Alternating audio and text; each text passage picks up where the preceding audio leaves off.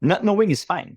But once you know, you need to act. And it's the action part. Once you know something that's damaging farmers or the industry or the planet, this is where you need to take action. So yeah, it is stupidly hard to buy coffee in that particular way. But the good news is once your system is in place and you connected through values and then find tasty coffee rather than tasty coffee and maybe they have the values later, like this doesn't work that way for me, then you're on autopilot because you never have to ask for new samples because you're buying from the same farmers every year. Map It Forward Business Mastermind groups are back for 2024. And if past mastermind groups are anything to go by, you absolutely want to be a part of this if you're a business owner ready for change. Spots are limited to 10 people per group. And if you own a business in the coffee sector and are looking for support in a nurturing and focused group coaching environment, this could be the thing that helps you through these challenging times in coffee and jumpstarts your planning for 2025. There are 3 mastermind groups, each with a different business focus. I will be your coach, and the first one will be focused on strategic business planning, the second one on business growth, and the third on increasing your sales in coffee, both B2B and B2C. Groups start the week commencing October 7, and prices start at $189 per month for 3 months. You get a discount if you pay all 3 months in advance. Previous participants found these groups life-changing for their business, and all groups come with a 100% money-back guarantee. If you're interested in finding out more or registering, head to mapitforward.coffee/group coaching or check the links in the show notes for details. Welcome to the Daily Coffee Pro by Map It Forward, friends. I'm your host, Lee Safar, and this is episode 1 of a brand new 5-part series. And in starting this, I do want to just tip my hat off to our guest, which is David Lalonde. David, we all know as David Rabbithole. And the reason I want to tip my hat off to David is because it has been an incredible journey for us to get to the point where we're having this conversation. We have tried many, many times to have this conversation. The universe decided that it was going to happen now. So David, welcome to the Daily Coffee Pro by Map It Forward. It is great to have you here. Thanks for having me. It's going to be a pleasure to talk with you. And I do want to shout out that for those who are just listening, David is wearing a keffiyeh. And so, you know, David and I both stand with Palestine. We both are outspoken about what's going on with Palestine. David, much more so than anybody that I've seen in the coffee industry. Actually, there's probably one other person that I want to tip my hat off to this, which is Kim Thompson from Raw. Both David and Kim are very outspoken about what's going on in Palestine, and we need more people in the industry to be having their voices heard on the matter. So, and I know that, David, this is something that's really, really important to you. So I'm sure we're going to be discussing that as we go through this series. Also up front, yeah, of course. Also up front, guys, I want to just mention that last week we announced that Map It Forward is going to be doing our mastermind groups for 2024. And that really fits in a lot with what David and I are going to talk about in this series, which is running an independent, values-driven roastery in challenging times. These mastermind groups are happening for anybody who feels that the environment that they're operating in is either isolating or you're not around people who are like-minded to you. The people who are a part of these mastermind groups are always people who want to make sure that they survive challenging times and are people who want to have a growth mindset. And a growth mindset while also being values driven. They're not interested in being horrible operators in the market. So if you are interested, please head to the show notes or go to our website, mapitforward.coffee, and you'll find a group coaching page, and that's where you'll find all the details. Now, David, as we said, in this series, we're going to be talking about running an independent, values-driven roastery in challenging times. And in this specific episode, we're going to talk about what it's like to do that in today's market and why it matters more than ever. People know you from the very, very well-known meme account, David Rabbithole. And some may also know that you have your own roastery. So I do, yeah. This is where the whole like meme thing started, because I had some things to say, some things on my chest, and I think a little bit, and I started to do it with the business accounts, right? But at some point, I felt like I was not doing enough. Mm-hmm. But also I felt like I was holding back, like at the same time. And that, I don't know. So I just wanted to have like a space where I could just like be unapologetically myself. Mm-hmm. I know I messed up that word, but like, you forgive did me great. for that. You said it properly. So yes, my first language is French. This is something, by the way, my first language is not English. When you hear me, it's maybe more clear, but when I talk with people, DM and stuff, they all think I'm just like pure Anglo. And it's not. French is my first language, actually. Well, you are a master communicator either way, and you're doing a great job in the things that you are making people think about, whether people agree with them or not. What I think is really important with what you're doing is that you're getting people to think and discuss, which is really aligned with what Map It Forward's about. And it goes to the heart of a values-driven business. There's a really great saying that a friend of mine, shout out to Alana, she said to me, the reason it's taking you longer is because you're not cheating, stealing, or lying to get there. And a values-driven business, and I say this to all my clients, it's taking you longer to get to the success that you want because you're not fucking anybody over on the way there. Exactly. And that's what a values-driven business does. And we're in a moment of crisis in the industry, and I think we're in a crisis for an extended period of time. And this is where people's values really are tested. So tell people about your roastery and what the values are, and link in the meme account into that part of the branding, if you like. Absolutely. So I think that we realized really early in Rabbithole, my business partner and I, that we had a lot of roasteries, and I worked with 2 roasteries in the past, and it just felt like it was copy pasting, Mm-hmm. I'm not saying that they were intentionally doing bad things, but they learned from someone, who learned from someone, who learned from someone, and they were just like replicating this kind of pattern, right? And it's like the copy paste, and you see this in roastery values, but you also see this in like cafe aesthetics, for example. It's just like, oh, you worked in a cafe, you open your own cafe, your employee is going to open his own cafe. And it's kind of like this, again, not intentionally doing the same thing over and over again, but it's also maintaining the status quo. Mm. So this is what Rabbithole is all about. We're just trying to challenge the way we talk about coffee, who we center in the conversation, and how we buy coffee.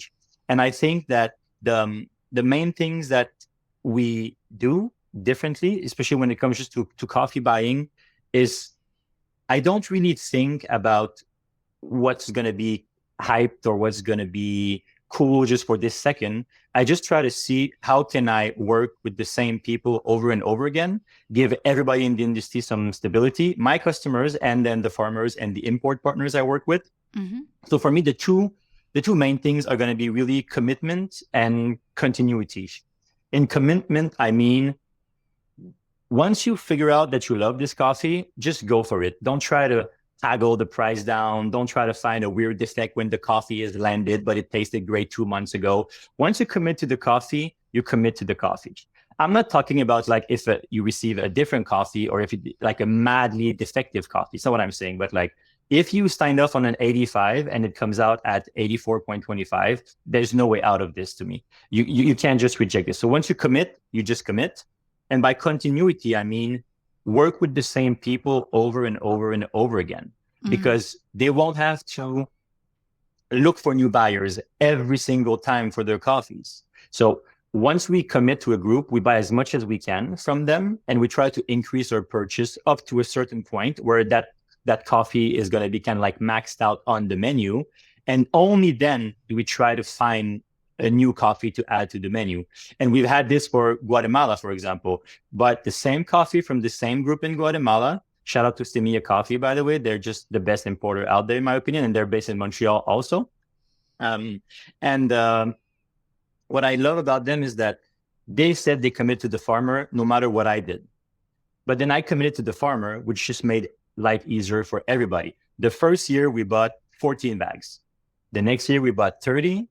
Then the third year we bought something like 60. And this year I'm buying almost 100 bags from that group, because I tried to find a way to incorporate this in blends, push it to wholesale, because I just love the values behind those coffees. Just by the way, just as one example, this coffee is just, you pay a little bit more, but people are organizing to fight the illegal exploitation of a silver mine by a Canadian mining company that would just ravage the whole area. And it's just indigenous Zinca land. So wow, we help them organize this. Not we help them, that was terribly phrased. Like, we just buy the coffees and then they can organize and then resist themselves once they're there. So, and I think that if I was to just pull, oh, sorry guys, I'm not buying 100 bags this year, just like this, they would be fine, but at the same time, it would be kind of a shitty move to do. So that's what I mean. Commitment, just commit to some farmers, and then continuity, just like buy the coffee for as long as the importer will sell it to you. I think these are the main pillars of how we buy coffee. Why do you think so when I hear you talk, and I know as a business advisor, I know that there are businesses out there that are listening to what you're saying, and it's and they're yelling at their headphones saying, "But it's not that easy." Tell them why. Well, tell them. Go. It is much more work for me to buy coffee this way. When I first started Rabbithole, just starting a business was just like a whirlwind in itself, trying to find the money, trying to eat, trying to not go broke, trying to get bags, trying to do it, the design, the website, everything. Like, it was pure madness. So for the first buying cycle, I did what most people do. I just bought spot coffee. You ask for 25 samples, you sample roast, you pick your 5 favorites, you order the coffee. There's no story. You don't know where the money is going, kind of. You don't have any sorts of like transparency because you don't have time to ask, right? So I get that. And it's okay to start that way. I'm not saying that you have to go crazy day one and have your PhD in economics and philosophy and whatever the case may be, It just needs to be, at a certain point, you need to realize that the way we're buying coffee at the moment is maybe sustainable for us in the global north, but it's not for the global south. There's just like by any economics indicator, like we're thriving or we're doing okay. And usually they're not. Yeah, there are farmers that are thriving. I'm just talking about the average smallholder farmers, right? So it is a lot of work, because you need to ask the people importing the coffee for you really tough questions or really direct questions. And sometimes you really love the coffee, but then the answers are so shitty that you just can't in good conscience buy this coffee. Now you have to start from scratch until you find the people whose values are going to match yours. I think I probably work with 18 different import companies in the last 6 years. Mm-hmm. But in the last 3, where I think my coffee buying has become a little bit better, I think I've only dealt with maybe 5 companies per year. And they're always the same companies. Maybe it's 6, but so... because now we're locked in. Like, I know those coffees, exactly where they're coming from. And I know the values of that company, and I know where the money is going.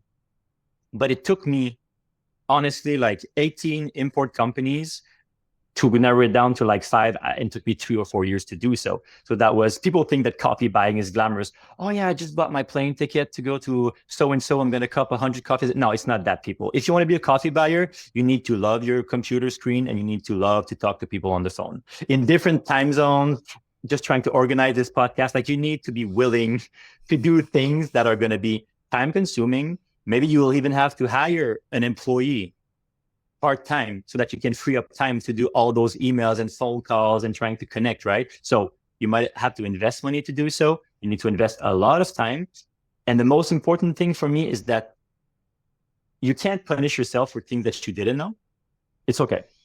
But once you know something is not right, you have to act on it. And I think this is where specialty coffee is failing overall, is that not knowing is fine.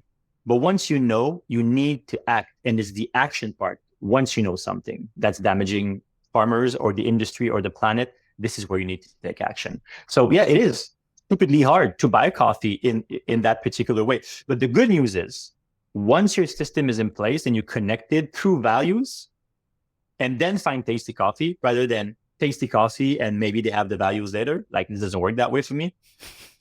Then you're on autopilot because you never have to ask for new samples because you're buying from the same farmers every year. Like, I don't care if the coffees that I buy from Guatemala are going to be 85 or 86 that year.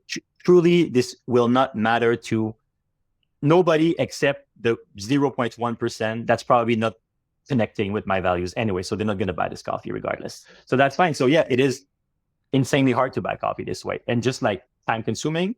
But I don't think that there's any other way if we just want to radically change the way things are working right now. And what really connects in with that is some statistics, folks. So most businesses, their goal is when they start out, you need to make it beyond the third year. The first 3 years, David, as you were saying, it's trying to figure out your flow, trying to figure out your suppliers, trying to get into a rhythm of business where you can still stay in business, right? And you're always on the edge of going broke. I don't give a fuck who you are, no matter how much money you start with. And I always encourage my clients, like, if you can start with a year's operating expenses, you're going to give yourself a better chance to be able to do that. I rarely meet anyone who's able to do that. Yeah. And so you're on the back foot the whole time. And you are just trying to survive for the first 3 years. And me, as somebody who has been in business many, many, many times, that's always been the case. And if you can make it beyond 3 years, your job in the first 3 years is find the right people who are aligned with what you're trying to deliver to a market. And the right people means the right suppliers as well as the right customers. Mm-hmm. Which leads me to my next question, which is, how do you find customers who are going to be aligned with the product that you're buying? Because you're not buying the cheap shit. You're buying coffee because it's specialty. It's going to be inconsistent, and you're roasting it to people who are not looking for super hyper dark roast coffee. So how are you finding the customers that are aligned with your values? We usually don't look for customers like at all. We did like a little bit of like ads on Instagram back in the days and things like that, but it was always directed at growing online because we think that sometimes with the values we have, it's easier to connect with consumers than it is for business. Because if you work with a roaster that's going to say things like free Palestine, some people want none of that in their business. Really? No, oh yeah. I have examples. But so it always comes to two things. First, sometimes we can connect like, I don't know, like almost falling in love, right? I say something, then somebody is going to see the post and they're going to be, that's amazing. Like, I've never seen a coffee roastery do something like this. And I had some people recently. It's Palestinian-owned cafe in Washington, D.C. that's called Lulu's Cafe. Mm-hmm. They basically said, we're buying your coffees. We haven't tasted yet. You know what I mean? It's right. It's so almost they're buying kind of like, on values rather than buying on the quality of the product. Yeah, because these days, like, we're not in 1997 anymore, where it was, if you could find a jute bags that would tell you which community in which country, that was like mind-boggling, right? It was usually just like, oh, here's... That's ubiquitous now. Guatemala big beans. That's what you get in 1997. There was nothing else, you know? But I think that now it's so easy to find tasty coffees. Literally, I think that I could start a new project from scratch with importers that I've never heard of, ask for samples, and I would have tasty coffees tomorrow at my doorsteps. Literally. That's not the hard bit. Finding tasty coffees, it's not hard at all. But if you start with taste and you like the coffees, then your values, you might be able to like tweak them to match what you just bought, right? But I suppose if you start with values first, there's no shenanigans possible. Like, it's about the values. It's like, if we don't connect values-wise, don't even send me samples because I will not buy the coffee.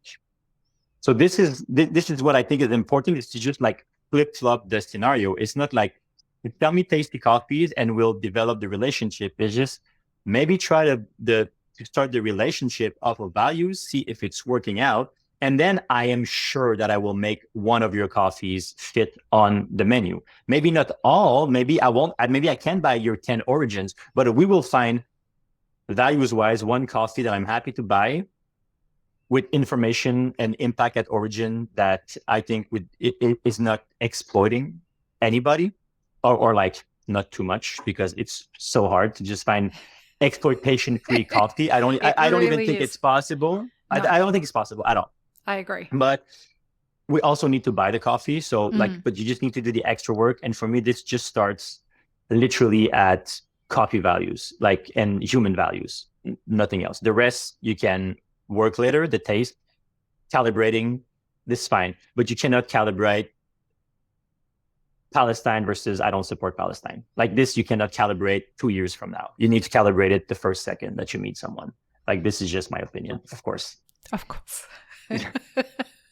So, folks, in the next episode, we're going to be talking about the coffee crisis and how, as a values-based business owner, both David and I are experiencing this. I want to know how David is experiencing particularly the coffee crisis. So join us in the next episode. Peace, love, and peanut butter. Have an amazing rest of your day. I really hope you enjoyed this episode, friends. Please don't forget to show us some love by subscribing, liking, commenting, and most of all, sharing this podcast with your friends. Check the show notes for links, including our sponsors and our Patreon. And stay tuned for more great conversations on the Daily Coffee Pro by Map It Forward.